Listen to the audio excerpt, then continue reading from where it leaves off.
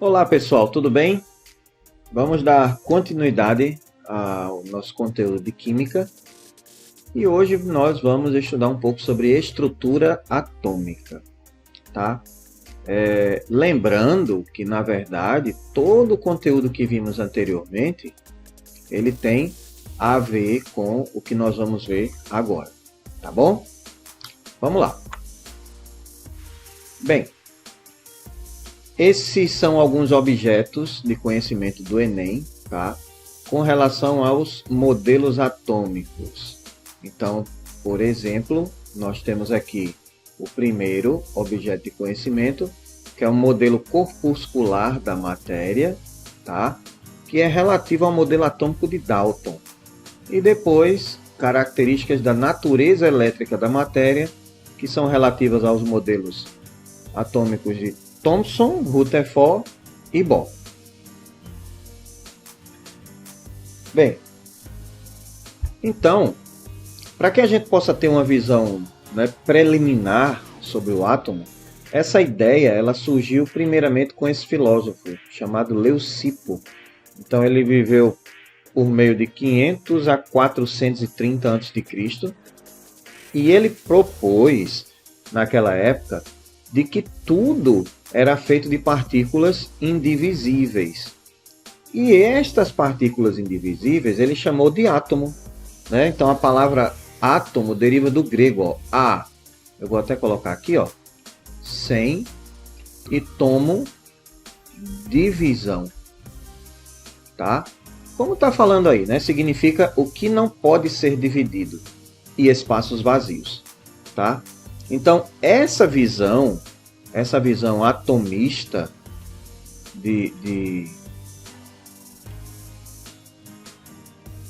Então essa visão atomista de Leucipo, ela também foi aceita por um dos seus discípulos, tá? Que se chamava Demócrito, e ele viveu entre 460 e 370 a.C.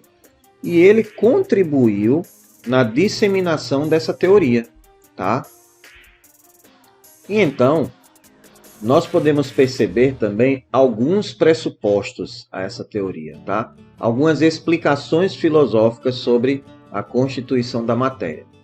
E uma das teorias que foi proposta foi essa que foi apresentada por Aristóteles, chamada de Teoria dos Quatro Elementos, que afirmava o seguinte, na época Aristóteles afirmou que toda matéria era formada por quatro elementos, que era a água, a terra, o fogo e o ar. E estes elementos, em proporções diferentes, eles formavam todos os materiais existentes. Então, se nós fôssemos colocar aqui, terra e ar, iria formar algo, e assim por diante. Tudo bem? Então, a partir desses quatro elementos, acreditava-se que todos os outros eram formados. Bem, e aí dá-se início em 1808 a formulação de modelos mais científicos, não somente aquela ideia de Leucipo e Demócrito, a teoria dos quatro elementos, esses pressupostos, mas os cientistas começaram a aparecer. E o primeiro deles foi Dalton. E ele baseou-se, pessoal, naquelas leis ponderais que vimos na aula anterior. Lei de Lavoisier, lei de Proust. Ele até formulou uma das leis, que nós não fizemos cálculos, Mas, e aí, baseado nessas leis, ele propôs o quê? Que o átomo ele se comportaria como uma esfera maciça e indivisível. Ele ficou bem conhecido como o modelo da bola de bilhar. Tá? Então, para que a gente possa ter uma ideia, associar, ter uma forma mais macroscópica da gente poder visualizar o átomo. Tá bom? E aí, vamos ver quais foram as palavras dele a respeito disso, a respeito do átomo. Ele falou o seguinte: a matéria, embora divisível em grau externo, não o é infinitamente. Deve existir um ponto além do qual não podemos seguir dividindo mais a matéria. escolhi a palavra átomo para nomear estas últimas partículas, cuja existência é escassamente duvidosa, embora sejam, muito provavelmente, pequenas demais para serem vistas com os melhores microscópios. Então, essa foi uma afirmação dele de quê? De que o átomo, ele, em determinado momento, ele tornava-se indivisível. Mas, por enquanto, ele também afirmava que o átomo era maciço. Então, algumas conclusões que Dalton apresentou diante da sua teoria. Primeira delas, todo elemento é constituído por partículas extremamente pequenas, que ele chamou de átomos. A segunda delas é que os átomos eles são indestrutíveis e imutáveis, ou seja, eles não podem ser criados ou destruídos. Isso baseado também nas afirmações de Lavoisier, né? Que foram aquelas afirmações daquele filósofo que na natureza nada se perde, tudo se transforma. E aí a terceira conclusão dele. Os átomos de um mesmo elemento são todos idênticos. Os átomos de diferentes elementos são diferentes e apresentam, né, e têm diferentes propriedades. Quarta conclusão. Os átomos se combinam em proporções fixas em massa para formarem compostos. E a quinta e última conclusão, em uma reação química, os átomos não são criados nem destruídos. Durante a reação ocorre apenas um rearranjo de átomos, ou seja, uma reorganização atômica. Mas a teoria dele, né, quais são as conclusões mais importantes, não desmerecendo as outras, né, mas quais são as que classificam melhor o átomo? Então a primeira delas é essa, que o átomo, além dele ser uma esfera maciça e indivisível, ela é indestrutível e imutável. E a outra é que os átomos de um mesmo elemento são todos idênticos. Então estas características, né, que nós precisamos ter em mente sobre o modelo atômico de Dalton, que é o quê? Ele é maciço, indivisível, indestrutível. Outra característica, esférico, tá? E aí também, ó, imutável. E uma outra característica que ele também concluiu aqui é que o átomo, para Dalton, ele era sem carga. Tá bom? Então essas são as conclusões principais que nós precisamos ter em mente a respeito do átomo que foi proposto por Dalton. Então algumas características pessoais de Dalton, né? Então aos 12 anos ele era professor em uma escola Quaker, né? Que é uma denominação religiosa que é chamada de seita, né? Inglesa, tá? Foi originária da Inglaterra. Dalton ele era portador de um tipo de daltonismo que era chamado de deuteranopia. Então, esse nome daltonismo, né, foi por causa da doença que Dalton tinha, tá? E outra coisa, né, algumas características pessoais dele, ó. Os colegas diziam que ele era praticamente incapaz de falar com clareza. Eles disseram, seu aspecto era repugnante, seu tom agressivo, seu andar duro e desconjuntado. Mas ele possuía uma intuição fantástica. Ele publicou seus resultados de toda essa conclusão em 1810, no livro Novo Sistema Filosófico da Química. Tá? Então essas são algumas características da vida de John Dalton. Bem, Dalton ele falou o quê? Que o átomo ele era maciço, indivisível, indestrutível, imutável, esférico, sem carga, né? Mas estudos já estavam ocorrendo sobre a natureza elétrica da matéria. E o átomo dele, ele não conseguia explicar essa natureza elétrica. Então, esse modelo, ele começou a tornar-se obsoleto. Isso começaram a surgir novos estudos a respeito do átomo, né? E aí, alguns pressupostos, né, sobre a natureza elétrica da matéria foram comprovadas nesse experimento aqui de tubos de raios catódicos. Eles eram tubos de descarga que foram criados com o intuito de estudar a condição elétrica em sistemas gasosos. Então, como que esse experimento ele era realizado? Ele consiste em aplicar descargas elétricas em um gás a baixa pressão. Então, a pressão aí dentro é diminuída e descargas elétricas são colocadas aí, aplicadas. E aí tudo isso é dentro de um tubo de vidro fechado. E os primeiros tubos de descarga eles foram criados por Geisler em 1854. E esses experimentos, né, desse tubo de raios catódicos, e os experimentos mais importantes nesses tubos de descarga foram realizados por William Crookes em 1856. Ele utilizou esse tubo aí, ó, que está logo abaixo, formado, né? O formato, na verdade, era diferente dos tubos de Geisler, que aí esse é chamado de tubos de Crookes, também chamados de ampolas de Crookes, tá?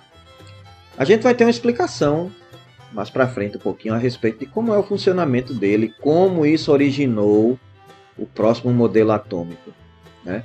Então esse experimento ele consiste de 3 momentos, tá? Bem diferentes uns dos outros. O primeiro momento é descarga à pressão atmosférica, ou seja, nesse momento nada é observado.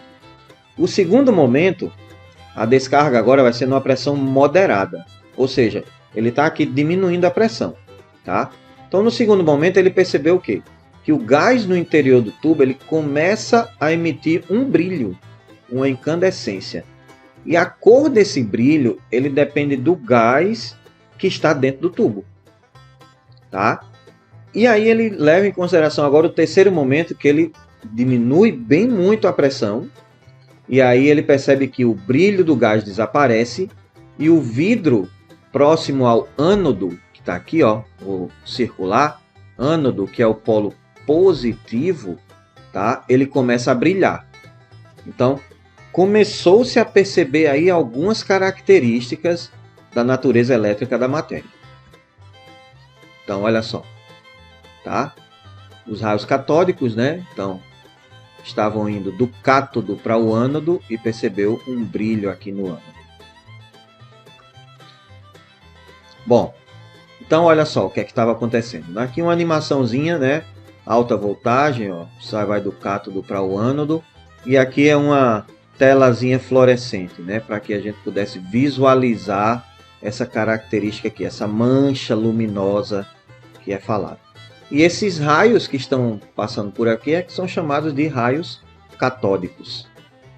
Bom, então esses raios catódicos no nosso dia a dia, né? A versão mais moderna é o tubo de imagem de um aparelho de TV, né? Que nós não temos tanto mais essa TV, mas esse tubo aqui, ó, de imagem, tá? Na verdade todo o tubo, né? Então é uma versão mais moderna do tubo de raios catódicos. E aí nós temos algumas propriedades. Primeira propriedade. Os raios catódicos eles não são visíveis a olho nu. Mas como é que esse brilho está acontecendo? Esse brilho, pessoal, ele só é visto se ele estiver recoberto por algum material fosforescente. E esse material, o mais utilizado, é o sulfeto de zinco. Ele emite luz ao interagir com os raios catódicos. Então, essa interação dos raios com o sulfeto de zinco faz com que a gente possa ver esse brilho, tá? Um dos materiais. A segunda característica, né, a segunda propriedade é que os raios catódicos eles se propagam em linha reta. Como é que foi percebido isso aí? Tá? Essa propriedade ela é demonstrada quando você coloca um anteparo. O anteparo é isso aqui, ó, tá? Então, colocar aqui algo sólido na trajetória do raio. Aí a sombra formada no fundo do tubo, ela mostra que a trajetória dos raios ela é retilínea, ou seja, que eles se propagam em linha reta. Tá bem? Bom, próxima propriedade. Os raios catódicos eles têm massa. Como é que foi percebido isso? ela é demonstrada se você colocar um catavento bem leve na trajetória dos raios catódicos. A gente pode ver aqui na animação do lado direito o que é que está acontecendo, né? O catavento se movimenta por meio de giro, e isso evidencia que os raios catódicos são constituídos por partículas que apresentam uma determinada massa. Até então, pessoal, não se sabia nada a respeito de valores, tá? Então estavam apenas trabalhando as observações, que posteriormente tudo isso foi calculado. Próxima propriedade. Os raios catódicos, eles têm carga negativa. Como foi que foi percebido? Quando essa propriedade, quando ele submete, na verdade, os raios catódicos a um campo elétrico. Ou seja, eles sofrem, né, uma deflexão na direção da placa positiva. Então, o que é que está acontecendo aqui, ó, na figura do lado esquerdo, tá? Então, esse raio aqui, ó, ele tende a se aproximar da placa positiva quando um campo elétrico aqui é acionado, tá? E aí, conclui-se que os raios catódicos, eles apresentam a carga negativa. Por quê? Porque cargas de sinais contrários, elas se aproximam. Cargas de sinais iguais, elas se distanciam. Então, cargas de sinais contrários, pessoal, elas sofrem atração. Cargas de sinais iguais, elas sofrem repulsão. Tá bom? E ele também, tá? Esses raios catódicos, essa trajetória também é influenciada por campos magnéticos. Bom, tudo isso a gente está estudando, pessoal, para que a gente possa compreender que a matéria, ela possui propriedades elétricas, tá? E aí, ó, em 1886, Eugene Goldstein, ele descobriu raios com carga positiva dentro dos tubos dos raios catódicos, porque até então estava se acreditando que só tinha carga negativa lá dentro. E esses novos raios, eles foram denominados de raios canais ou raios anódicos, tá? Então Goldstein utilizou um tubo de descarga com um cátodo repleto de furos, olha só, aqui do lado esquerdo, ó. Certo? Então aqui está cheio de furos, tá? E aí percebe-se o quê? Ele observou o aparecimento de uma luminosidade que partia de cada furo, causando uma fluorescência na parte de trás do cátodo, nessa parte aqui, ó. Certo? Então, da mesma forma acontecendo aqui. Ok? Então, ele percebeu isso daí. Bom, aí olha só. Como é que surgem, né, esses raios? Então, os elétrons, pessoal, eles são arrancados do eletrodo, certo? Do eletrodo negativo, que é o cátodo, né? Dos raios catódicos. E aí eles são acelerados em direção ao polo positivo, que é o ânodo. E no percurso, ele colide com moléculas de gás residual, ou seja, aqui, ó, um gás que está aqui sobrando, tá? As colisões, elas retiram novos elétrons dessas moléculas do gás, formando íons positivos, que são acelerados em direção ao polo negativo, como está aqui, formando os raios canais. Então, durante as colisões ocorre liberação de energia na forma de luz, que é responsável pela fluorescência dentro dos tubos. Então, nessa animação, vocês podem ter uma ideia mais interessante, tá bom? E aí, o estudo dos raios canais, ele mostrou que eles eram constituídos por uma mistura de partículas carregadas positivamente. No entanto, elas não eram todas iguais, como nos raios catódicos. A massa das partículas, pessoal, nos raios canais, ela variava de acordo com o gás que era usado no experimento. Então, dependendo do gás, a massa sofria uma variação. As partículas mais leves, elas eram encontradas quando o gás utilizado era o gás hidrogênio. Então, algumas características, né, com relação à constituição dos raios catódicos. partículas e raios canais também. A carga elétrica dos raios catódicos, negativa, sempre com o mesmo valor. Já nos raios canais, ela é positiva, variando de acordo com o tipo de gás que está sendo utilizado. A massa nos raios catódicos é sempre a mesma.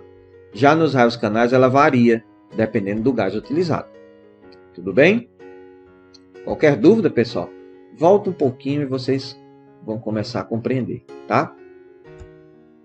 Bom, a partir daí, através do estudo dos raios catódicos, mas dessa vez quem fez foi Thomson, tá? Ou Sir J.J. Thomson, ele descobriu a primeira partícula subatômica e propôs o modelo atômico. Então perceba aí a importância desses estudos anteriores de raios catódicos, dos raios canais, da natureza elétrica da matéria, porque fez com que Thomson pudesse concluir aí a descoberta da primeira partícula subatômica. Então, tem um tubo, né, com carga elétrica, só que aqui, ó, o que é que estava acontecendo, né? Então, luz aqui, ó, então ele tinha um polarizador, certo? Aqui, ó, era o que? Um polarizador para direcionar a luz.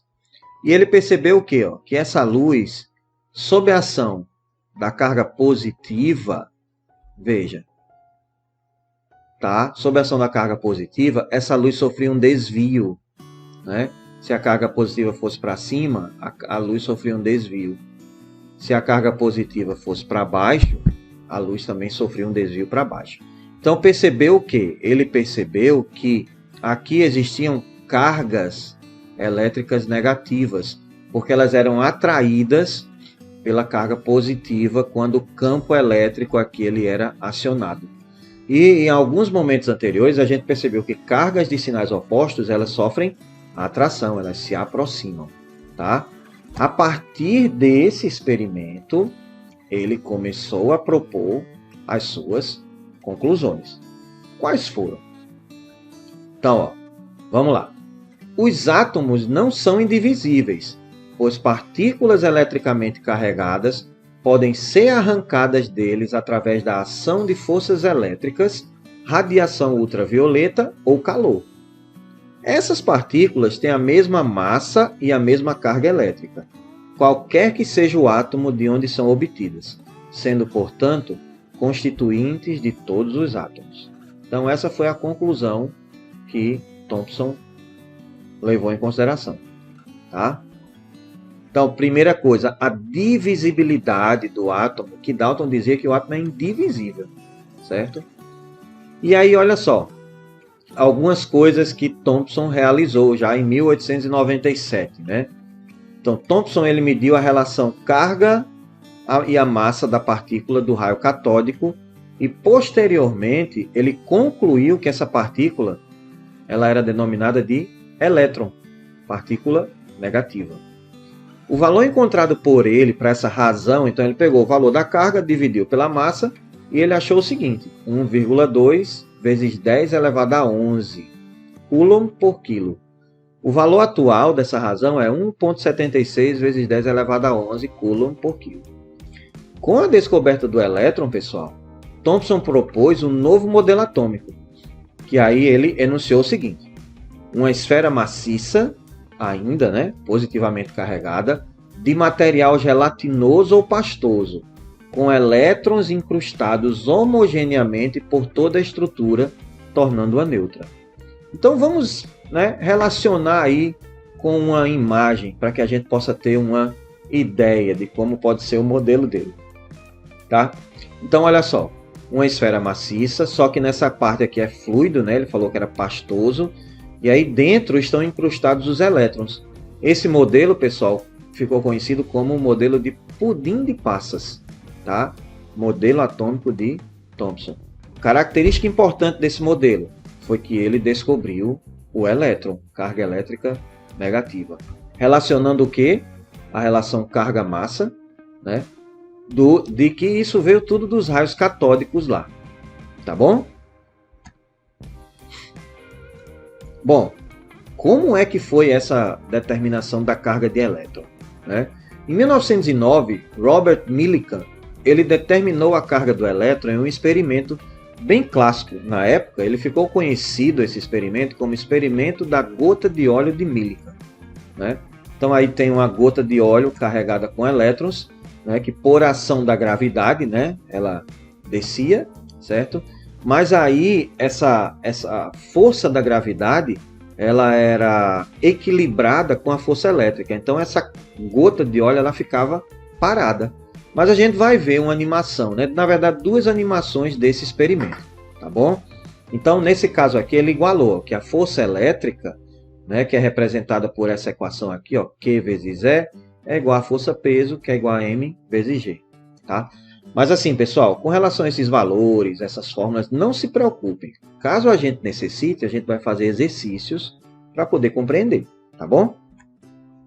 Bom, deixa eu colocar aqui uma animação para a gente perceber aqui o experimento da gota de óleo e eu vou explicando passo a passo. Então, ele borrifou, né, ó, gotículas de óleo, passa por uma placa, pessoal, com um orifício, tá?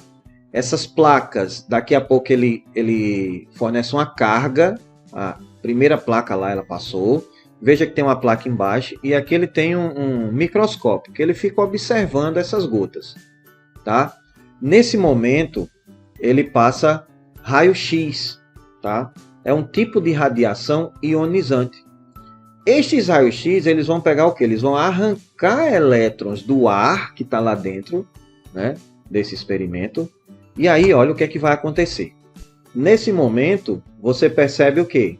Né, que ele separou, né? E os elétrons, ó, eles vão carregar a gota de óleo, certo? Só que aí o que é que acontece? Ó? Ele coloca uma voltagem aqui, ó, nessas duas placas, tá?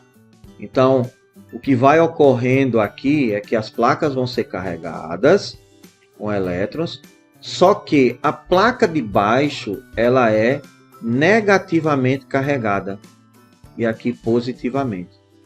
Como a gota de óleo é negativamente carregada e a placa é ligada, então esse aqui ele vai sofrer o quê? Repulsão, ó, sinais iguais. Então a gota de óleo volta, começa a subir. E aí ele começa a variar essa carga até o momento em que a gota de óleo para de ficar nesse subir e descer, que ela fica equilibrada. A partir daí ele começa a medir, fazer as medições, né? A massa do elétron, certo? Então, ó, vou colocar uma outra animação aqui para que a gente possa ter uma ideia, tá? Vamos lá. Novamente, ó, agora um pouquinho mais lento, a gente vai ver o passo a passo.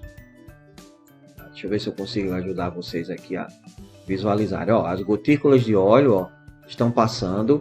Aqui eu tenho a carga, aqui eu tenho a placa de carga positiva, é o ânodo, e aqui negativa, que é o cátodo. Ó, aí as placas, aqui vai passar o raio-x, né? Tem um microscópio aqui, ó, que ele vai visualizar a gota de óleo, né? As placas são ligadas, então, como a voltagem está desligada agora, só que as placas estão, a gota de óleo já vai estar eletricamente carregada. Com a voltagem ligada, aí o que é que acontece? Ela vai, ó, ele vai estabilizando até o momento em que essas cargas elas param de se movimentar. Nem vai subir, nem vai descer, certo? Então, olha só, acompanhando um pouquinho aqui o experimento, né?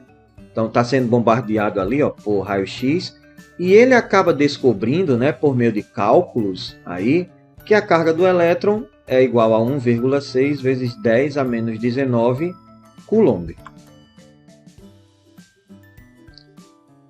E a massa do elétron é igual a 9,1 vezes 10 a menos 31 kg, tá? Então perceba que a carga e a massa são muito pequenas, né? Como foi que ele fez isso? Por meio de cálculos, pessoal. Relação carga-massa e assim por diante. O que nos interessa aqui são estes resultados aqui. E como é que chegou, né? Na verdade, para que a gente possa compreender como é que chegou tudo isso, certo? Bom, uma das grandes descobertas, né, naquele momento, então, foi a da radioatividade. Nós temos personagens, né, nós temos cientistas muito importantes. Um deles é Marie Curie, né?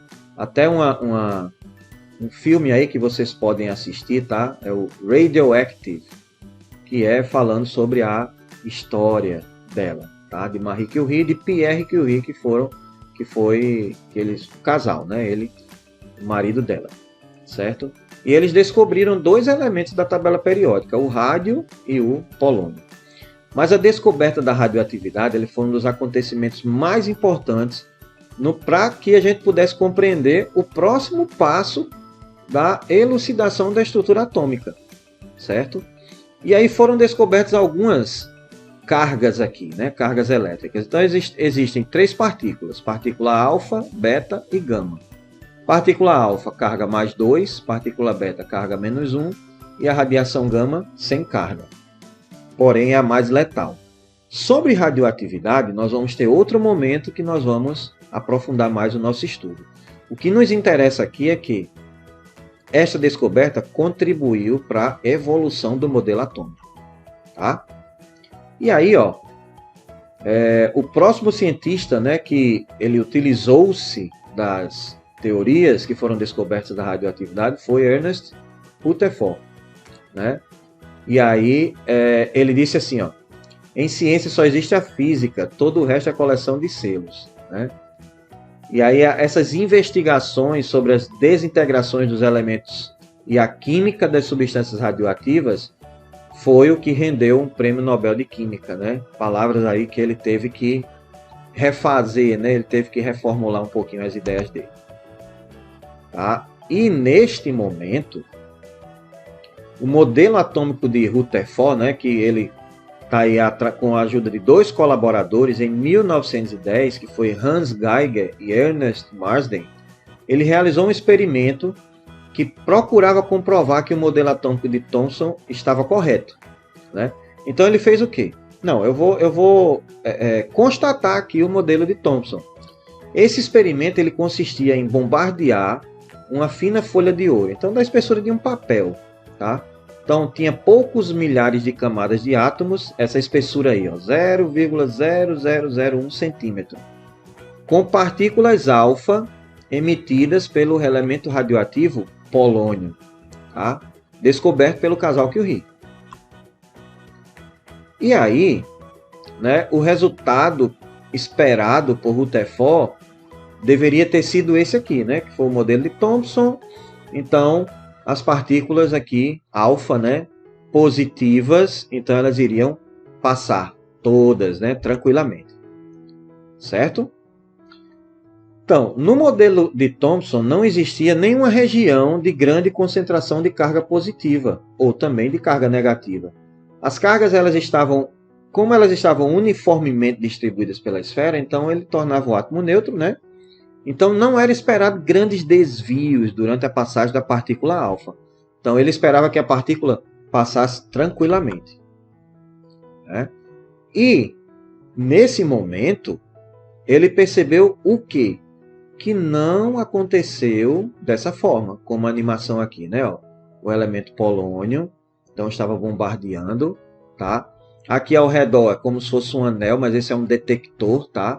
Ele tem aqui sulfeto de zinco, aí a folha de ouro passando, e ele percebeu que parte dessas partículas elas estavam sofrendo um desvio.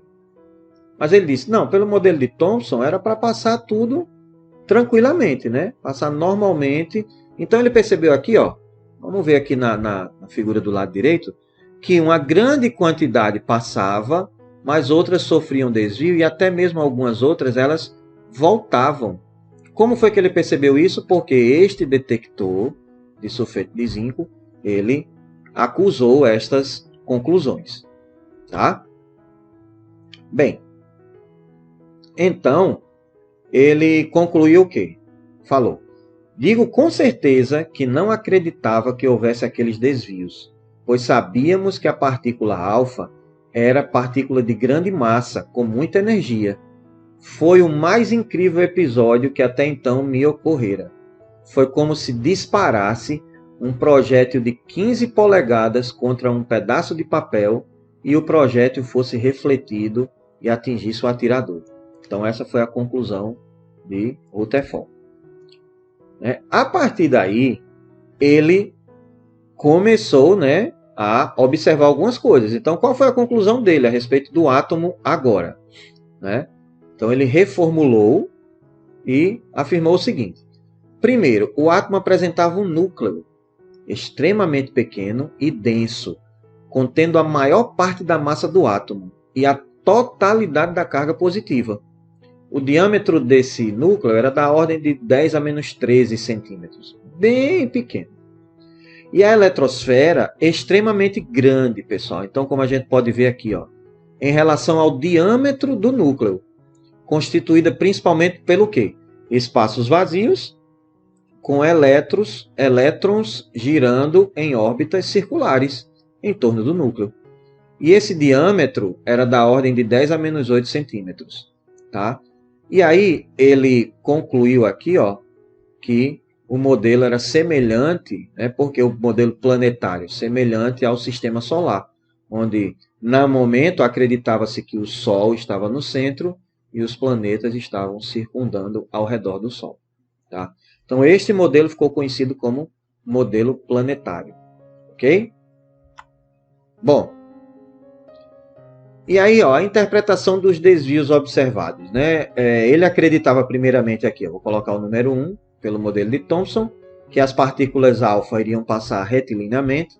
Já na segunda situação foi que ele concluiu ao realizar o seu experimento. Algumas passavam, outras não. Essa parte aqui, pessoal, ó, essa animação é como se você pegasse a folha de papel e fizesse assim, ó, ficasse de lado, tá? E aí ele percebeu essa passagem aqui, até mesmo os desvios, porque algumas partículas elas se chocavam com o núcleo, por isso que elas batiam e voltavam. Outras já passavam muito próximas, então elas sofriam um desvio para cima, para baixo, e outras não, passavam tranquilamente, né? Não, assim, passavam tranquilamente, melhorou, porque elas não estavam tão próximas do núcleo, tá bom?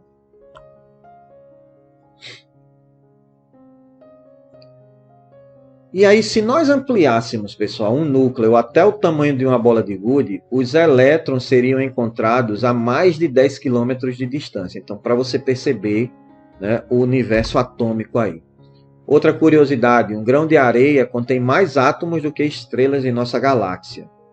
E o mundo e tudo que nele existe é constituído a partir do quase desprezível. Tá? Então, tem até uma chargezinha aqui, né? Que vocês podem ler depois, tá? Bom, e aí, né?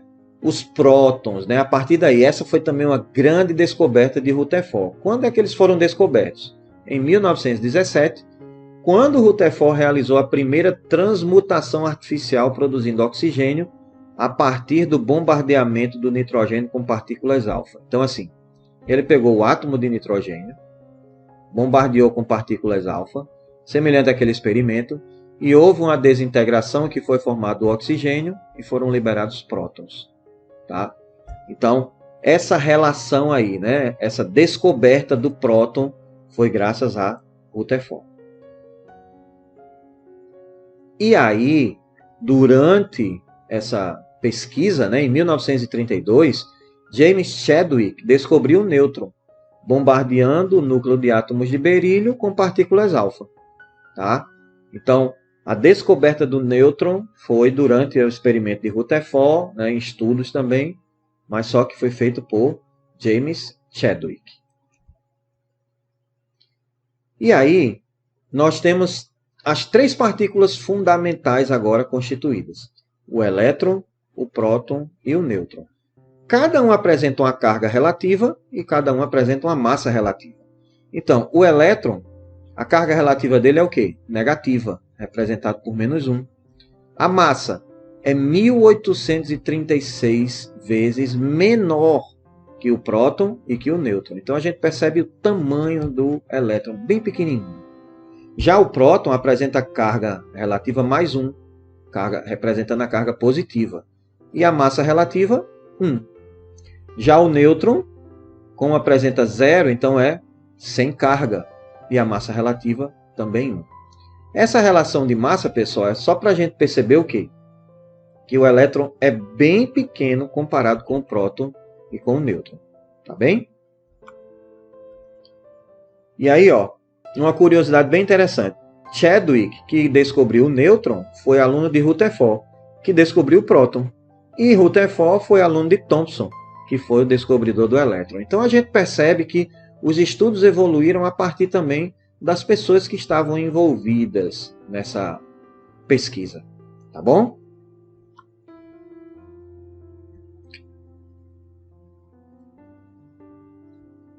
Bom, para aprofundamento nós temos o quê?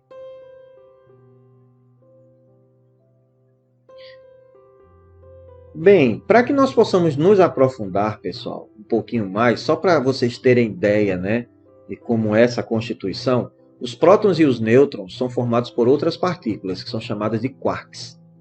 Os quarks foram descobertos em 1963 por Murray Gell-Mann, que ganhou o Prêmio Nobel de Física em 1969. Atualmente só existem dois tipos de quarks na matéria.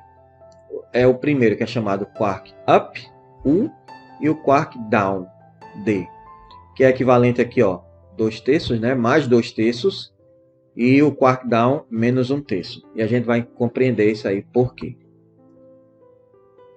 Então significa o quê? O próton é constituído por 3 quarks, mas é 2 quarks up e 1 down. Na hora que você faz as somas aqui dos valores deles, né, mais 2/3, mais 2/3, menos 1/3, dá mais 1. O nêutron já é composto de 1 quark up e 2 quark down. Quando você faz a soma deles, vai dar 0. É por isso que aparece aquela carga relativa lá, de cada um. Tá? É devido a esse aprofundamento aí. E aí, ó, eu vou passar um videozinho aqui para que vocês possam perceber um pouquinho mais. Todas as substâncias são feitas de moléculas. Cada molécula é feita de átomos. Os átomos, por sua vez, são feitos de elétrons e um núcleo. O núcleo atrai os elétrons com força elétrica e magnética. Isso era o que se sabia até o início do século XX. De lá para cá, descobriu-se que o núcleo também tem partes internas. Ele é feito de prótons e nêutrons, que ficam presos um ao outro pela força nuclear. Na década de 60, os instrumentos da física ficaram mais potentes e mostraram que prótons e nêutrons são feitos de partículas ainda menores, os quarks. Eles também se ligam por força nuclear. No universo atual, só os quarks para cima e para baixo são usados para construir substâncias. No início do universo, havia outros tipos de quarks. Eles hoje estão extintos, mas podem ser recriados a partir de energia pura nos laboratórios. Os dados coletados dessa maneira revelam que só existiram em todos os tempos 6 quarks: para cima, para baixo, estranho, charme, em cima e embaixo. Bastam esses 6 ingredientes, mais os elétrons, para se montar tudo o que existe.